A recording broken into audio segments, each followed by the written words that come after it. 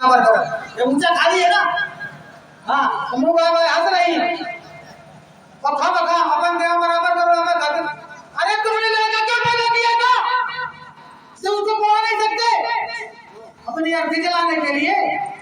हाँ फिर जब हम मरेंगे तो हमको फूटेगा, इसीलिए ना।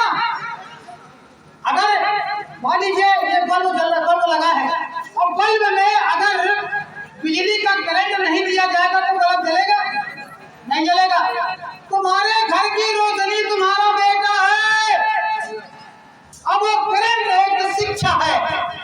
अगर तुमने बच्चे के अंदर शिक्षा डाली है तो तुम्हारा बेटा ही तुम्हारे घर में रोशनी करेगा। ये मेरा मंच पर बोलने का मौका दिया, आप सभी के बीच में आने का जो अवसर दिया, डॉक्टर भीमराव अम्बेडकर के चरणों में श्रद्धा सुमन अर्पित करते हुए मैं उनको सच्चा नमन करता हूँ। साथियों, आज का वक्त है मेरे साथियों, अगर मेरी बात अच्छी लगे तो ध्यान से सुनना, ज्यादा न सुनना, तो जितनी अच्छी लगे उतनी सुनना, मतलब जितनी सुनना गौर से सुनना, समझने की कोशिश करना। साथियों, आज का जो वक्त चल रहा है बहुत ही खराब है, आज का समय सही नहीं है। हम ये देखते हैं कि वहां पर क्या होता है, तो मेरे दिमाग में बात चली, क्या बात चली, बड़े गौर से सुनिएगा। प्राइमरी की दीवारें ही शिक्षा का आधार है, प्राइमरी की दीवारें ही शिक्षा का आधार है, और बच्चों के हालातों की सरकारें जिम्मेदार है। प्राइमरी की दीवारें ही शिक्षा का आधार है और बच्चों के हालातों की सरकारें जिम्मेदार है। तो अब वहाँ जो स्कूल था तो बड़ी गंदगी पड़ी हुई थी। मैंने कहा सर जी कम से कम आप साफ सफाई तो करवा ही सकते हैं।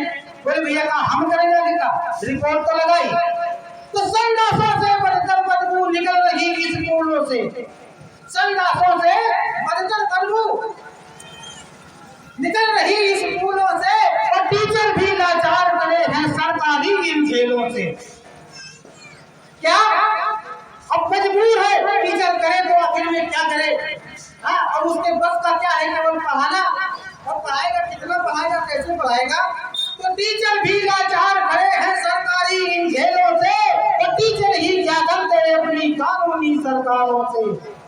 15 दिन में लौट से आती संसद की दीवारों से, आज पोलियो कल जनगणना और परसों मीटिंग साल है।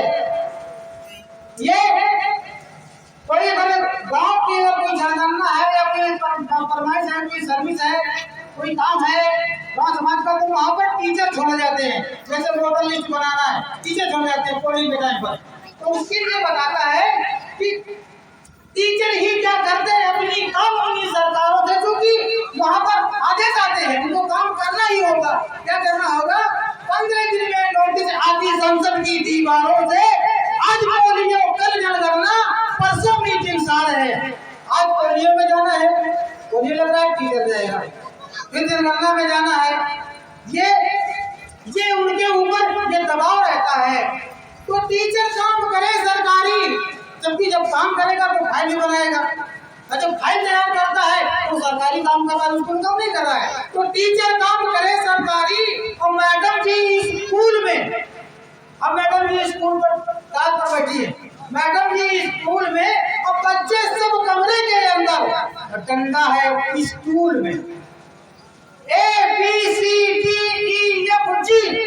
लिख डाला मैडम बोर्ड में उन्होंने लिख दिया मैडम जी, क्योंकि मास्टर काम बिजी है सरकारी काम में, और मैडम भी पढ़ाने के लिए बची है, तो उन्होंने ABCD उसमें लिख दिया बोर्ड में। बोली ABCDEFG लिख डाला मैडम बोर्ड में, और बोली बच्चों याद करो तुम मार खाओगे शोर में। बोले चुपचाप लिखो, अगर शोर मचाया तो याद रखना बहुत मारे जाओगे। अब मैडम जी भी बिजी हो गई उसी कार्य में, तो बोली बच्चों याद करो तुम मार खाओगे शोर में। जब टीचर जब के कार्य में तो फॉलोवर बच्चों का ही पूरा जिम्मेदार है। मास्टर साहब बिजी हो गए, मैडम भी बिजी हो गई, अब जो खाना बनाने वाली बच्ची वो बच्चों को समेटने का काम कर रही है। तो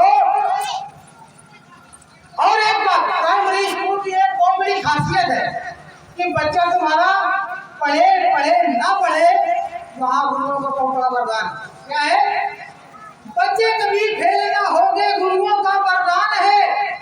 कपड़े, कॉपी और खुराकी सरकारी अनुदान है। बच्चा पढ़े पढ़े ना पढ़े, बाकी उसको पास कर दिया जाएगा, जबरदस्ती पास कर दिया जाएगा, उसको ABCD आए या ना आए। तो बच्चा कब स्कूल आ रहा या टीचर को पता नहीं, बच्चा कब स्कूल आ रहा या टीचर को पता नहीं, और टीचर तो ड्यूटी में हाजिर, इसमें उसकी कोई कला नहीं। बच्चा चाहे पहले समय प्राइमरी स्कूल में पहुंचे, टीचर उसके ऊपर कोई दबाव नहीं बनाएगा, वो टीचर उसका समझ नहीं आएगा। तो अब बच्चे स्कूल में लेट समेट क्यों पहुंचते, क्योंकि पढ़ाई लिखाई का जो शिक्षा का स्तर है वो माँ बाप के अंदर तो है नहीं। अगर पढ़े लिखे भी है तो बच्चों को पढ़ाने लिखाने की तरफ उनका कोई नजर नहीं जाता है। तो फिर वो क्या होता है कि बच्चे जब खाली दिमाग शैतान लगा होता है तो उसमें क्या होता है, बच्चे घर में ऊधम करते, बच्चे घर में ऊधम करते, मम्मी के सिर भार है और बच्चों में किस्मत के पूरे पापा जिम्मेदार। जब घर में बदबद काटते थे तो कहती है नक्की जात नहीं आती, जीवनी में मैं जबरदस्ती भेज दी स्कूल जाओ, चले जाओ, पढ़ो जाओ। पढ़ाई लिखाई का कोई मकसद नहीं बनता। इसलिए मेरे साथियों, बच्चे शिक्षित कभी न होंगे प्राइमरी की राहों पर। बच्चे अगर आप सोचे कि हम प्राइमरी स्कूल में पढ़ा करके बच्चियों को हम डॉक्टर बना ले या इंजीनियर बना ले तो नहीं बना पाओगे। बच्चे शिक्षित कभी न होंगे प्राइमरी की राहों पर, हर स्कूल का बनी रहेगी माता पिता की बाहों पर। तो मम्मी रखती उम्मीदें, बेटा सरमन बन जाएगा, प्राइमरी स्कूल भेज रहे हैं और उम्मीद रखते हैं कि बुढ़ापा में लाना हमारा हमका वो काम पे झाड़ गए तो हमको हज कर ले जाए। तो मम्मी रखती उम्मीदें, बेटा सरवर बन जाएगा और पापा सोच रहे बेटा पढ़कर DM बन जाएगा। प्राइमरी में जा रहा है, उम्मीदें ये जोड़ रहे हैं। तो जो प्राइमरी में पढ़ा गए, अम्मा अम्मा ओ बहनी बहनी, तुम अपने बउआ का जब प्राइमरी स्कूल में भिजियो पढ़ेगा तो पता है क्या करें, अरे बेटा तो बेवकूफ बनेगा जब मम्मी ना जान है। अम्मा जाना, बेटा तो बेवकूफ बनेगा जब मम्मी ना जान है, और बेटा क्यों जेलों को जाए, पापा जिम्मेदार है। प्राइमरी की दीवारें ही शिक्षा का आधार है, वो बच्चों के हालातों की सरकारें जिम्मेदार हैं। तो बेटा घूम रहा गलियों में, बेटा घूम रहा गलियों में, और क्यों मम्मी को पता नहीं। 1 2 3 4 5 6 7 8 लड़का, 3 बिटिया और 5 लड़का, पता ही नहीं है तुम कहाँ घूम रहे हो। ए भैया, अगर आपके 2 बेटे हैं, 3 बेटे हैं, 4 बेटे हैं, तो आपको पता होना चाहिए कि हमारा बेटा इस काम से और कहां पर जा रहा है। ये माँ बाप की जिम्मेदारी, खासकर माँ की जिम्मेदारी बनती है।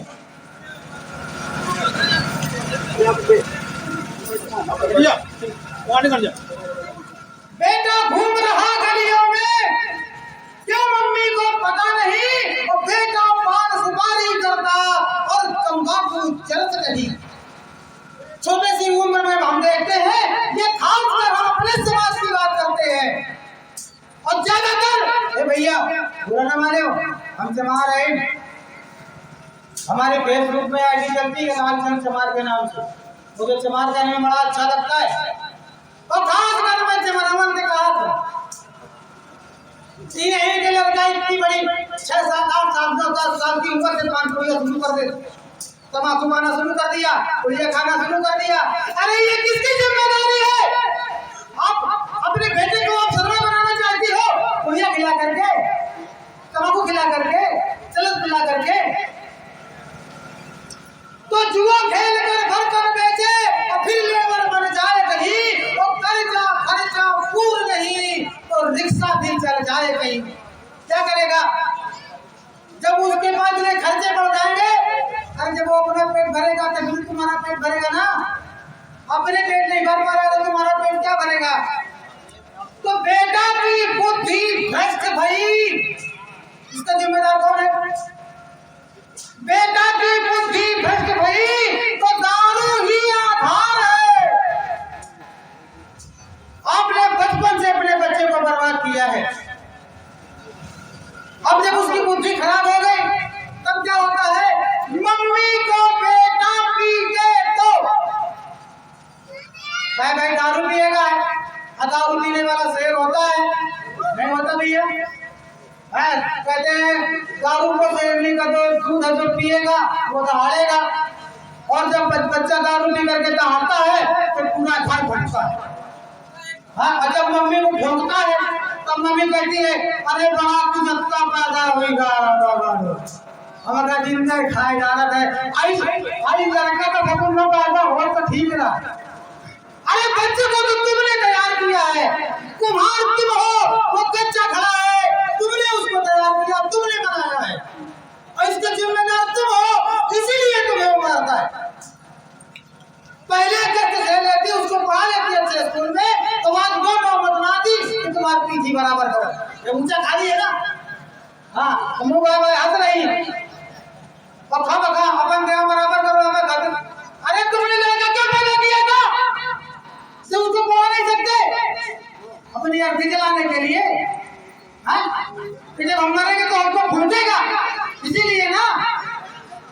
अगर मान लीजिए ये बल्ब लगा है और बल्ब में अगर बिजली का करंट नहीं दिया जाएगा तो बल्ब जलेगा? नहीं जलेगा। तुम्हारे घर की रोशनी तुम्हारा बेटा है, अब वो करंट है तो शिक्षा है। अगर तुमने बच्चे के अंदर शिक्षा डाली है तो तुम्हारा बेटा ही तुम्हारे घर में रोशनी करेगा, ये मेरा दावा है। अगर आप अपने घर का अंधेरा मिटाना चाहते हो तो अपने बच्चे को शिक्षित करो, और ध्यान रहे जिनके घरों में दारू चल रही है मेरे साथियों, वो घर कभी पनप नहीं सकता मेरे साथियों। दारू पीने वाला बाप अपने बेटे को जब तक इंजीनियर प्रोफेसर नहीं बना सकता, नहीं बना सकता। इसलिए आखिरी बात है, माता पिता का धर्म यही है बच्चे कम पैदा करना। दनादन हर साल दनादन वही न जाने क्या करते हैं। माता पिता का धर्म यही है बच्चे कम पैदा करना और बच्चों को हर खुशियां देकर शिक्षा में आगे रहना। 4 में पैदा करो ना, गलत बात। 1 या 2 और जिंदगी भर कमाओ और बेटा को डॉक्टर इंजीनियर बनाओ और प्राइमरी से होशियार रहो। अगर हम मना नहीं करते कि आप प्राइमरी में पढ़ाइए, अगर प्राइमरी में बच्चे को अच्छी शिक्षा मिल रही है तो आप बेशक पढ़ाइए। तो माता पिता का धर्म यही है बच्चे कम पैदा करना और बच्चों को हर खुशियां देकर शिक्षा में आगे रहना। तो बच्चे पढ़ा सके ना प्यारे तो पूरी बर्बादी है। आप अपनी जिंदगी को अगर तबाह और बर्बाद करना चाहते हो तो बेटे को ना पढ़ाओ। हम मानते हैं कि तुम्हारी अच्छी खासी गांव में चलती है और जिस गली से निकल जाते हो तो तुमसे रास्ता छोड़ देते हैं, तो ये तुम्हारे अंदर सीमित है और तुमसे कोई नहीं जीत पाया है। और उनके को आप दारू पिलाना अगर मना नहीं कर पा रहे हो, अपने घर से आप शराब और नशा नहीं हटा पा रहे हो और अपने बच्चे को नहीं पढ़ा पा रहे हो, तो वही तुमको बराबर करें। दुनिया में कोई जीते जीते न जीते मगर बेटा तुम्हारा तुमसे जीत जाए और तुमको ऐसा बराबर करेगा। भाई बेटे के भविष्य के लिए ना करो तो भैया अपने भविष्य के लिए कर लो। कि अगर बेटा तुम्हारा समझदार हो जाएगा तो कम से कम तुम्हारी पीठ को बचा देगा। इसलिए हमें अपनी पीठ और जान दोनों बचाना है और बच्चे को हमें अच्छे स्कूल में ले जाना है और शराब और नशे से बच्चों को दूर रखना है। तो बच्चे पढ़ा सके ना प्यारे तो पूरी बर्बादी है। और बात समझ में आ जाए तो आप वही का नहीं पूरे देश का उद्धार है, और नहीं तो सतमार्ग कर्मों का खुद ही जिम्मेदार है। और प्राइमरी की दीवारें ही शिक्षा का आधार है। बच्चों के हालातों की सरकारें जिम्मेदार है, बच्चों के हालातों की सरकारें जिम्मेदार है। इसलिए मेरे साथियों, मैं अपनी वाणी को यहीं से विराम करता हूँ। मैंने समय ज्यादा लिया और आपने मेरी पूरी बात सुनी, इसके लिए आप सभी को आभार। और मैं ये कोशिश करूंगा कि मेरी माताएं बहनें मेरे बड़े बुजुर्ग एक नजर शराब पर लगाइए। शराब घर में मन ना पनपने दो, किसी भी हालत में कुछ भी करना पड़े मगर शराब से दूर रखिए। अपने बच्चों को अच्छे विद्यालय में पढ़ाइए। आप हमारे चैनल को सब्सक्राइब कीजिएगा। मेरा चैनल है सतमार्ग रॉन्ग नंबर और मैं लालचंद सतमार्ग। आप लोगों से जय भीम, नमो बुद्धाय, जय भोलेनाथ।